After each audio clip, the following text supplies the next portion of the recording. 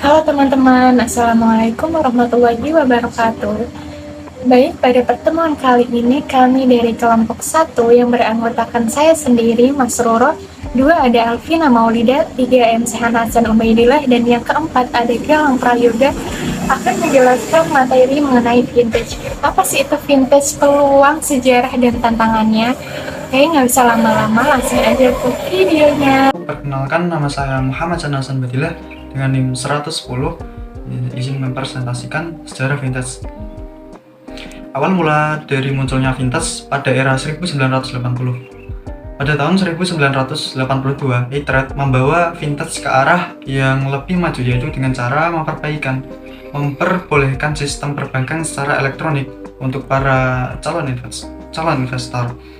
Pada tahun 1998, para perbankan di Indonesia atau di dunia mulai mengenalkan online banking kepada para nasabah. Menurut Asosiasi Penyelenggara Jasa Internet Indonesia (APJJI) telah mencatat bahwasannya dari tahun 2014 sudah 88 juta orang pengguna sampai 132,7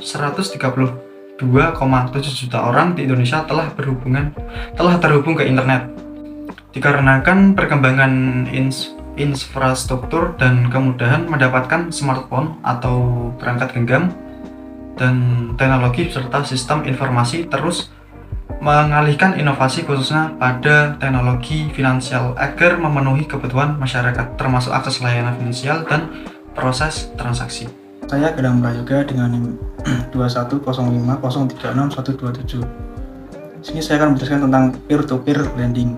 Peer-to-peer lending pertama kali diperkenalkan oleh Jopa di Inggris pada tahun 2005. Peer-to-peer lending menjadi wadah berinvestasi dan peminjaman dana bagi masyarakat. Di dalam peraturan Otoritas Jasa Keuangan (PJOK) nomor 77 tahun 2016 menjelaskan bahwa peer-to-peer lending merupakan penyelenggaraan layanan jasa keuangan untuk mempertemukan pemberi pinjaman dengan penerima pinjaman dalam rangka melakukan perjanjian dengan meminjam dalam mata uang rupiah secara langsung melalui sistem elektronik dengan menggunakan jaringan internet.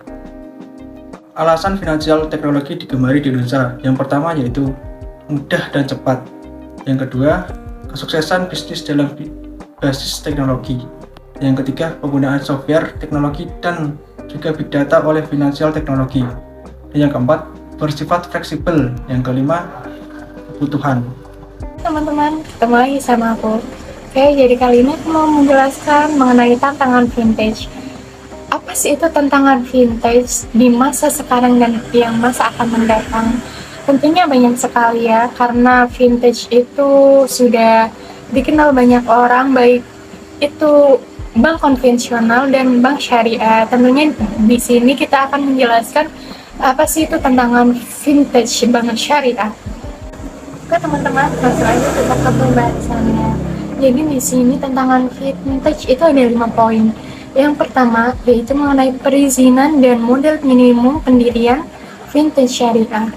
Dimana karena susahnya legalitas, maka vintage syariah di sini yang terdaftar di Otoritas Jasa Keuangan itu hanya ada 4. Dan itu merupakan suatu tantangan bagi bank syariah ya untuk mendirikan suatu vintage agar mudah diakses oleh semua orang. Poin yang kedua yaitu ada minimnya pengetahuan masyarakat mengenai vintage syariah dan pengoperasiannya. Di mana di sini banyak masyarakat yang masih awam mengenai cara pengoperasian vintage, bagaimana cara untuk bisa memahami vintage syariah itu sendiri. Dan meskipun sekarang sudah eranya digital, tetap saja teman-teman banyak orang menggunakan gadget tetapi tidak mengetahui bagaimana cara pengoperasiannya, sehingga itu mempengaruhi penggunaan teknologi dan bingung juga untuk bagaimana sih cara menggunakan vintage tersebut. Poin yang ketiga yaitu ada masyarakat beranggapan bahwa vintage syariah dan konvensional itu sama teman-teman. Jadi minat untuk ke vintage syariah itu sedikit karena mereka beranggapan bahwa si vintage konvensional ini sama dengan vintage syariah. Poin yang keempat yaitu ada kerangka sumber daya manusia yang menguasai akad berlandaskan prinsip syariah. Jadi itu menjadi tantangan besar bagi dunia syariah agar bisa mengembangkan sumber daya manusia yang menguasai tentang akad berlandaskan prinsip syariah. Poin yang kelima yang terakhir yaitu ada persaingan teknologi di masa yang akan datang, di mana teknologi sekarang saja sudah sangat canggih dan persaingannya banyak sekali, dan itu tentu saja merupakan tantangan bagi bank syariah bagaimana mengatasi tentang teknologi di masa yang akan mendatang. Dan IMB 105036095. Di sini saya akan mempresentasikan tentang peluang vintage berbasis syariah. Indonesia sebagai negara populasi muslim terbesar di dunia memiliki pangsa pasar yang cukup potensial untuk pengembangan ekonomi Islam, yakni posisi ekonomi kerakyatan.